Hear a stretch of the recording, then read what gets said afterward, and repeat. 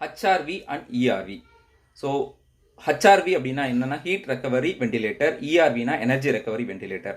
இன்னொன்று இதை சொல்லுவாங்க energy recovery wheel and heat recovery wheel அப்படின்னு சொல்லுவாங்க. இந்த ரெண்டுத்துக்குள்ள டிஃபரன்ஸ் என்ன அப்படின்னு வந்து பார்த்தீங்க அப்படின்னா, எனர்ஜி ரெக்கவரி வீலில் நம்மளால் என்ன பண்ண முடியும்னா, நம்மளால் மாய்ஸ்சர் அண்டு ஹீட்டை வந்து ரெக்கவர் பண்ண முடியும்.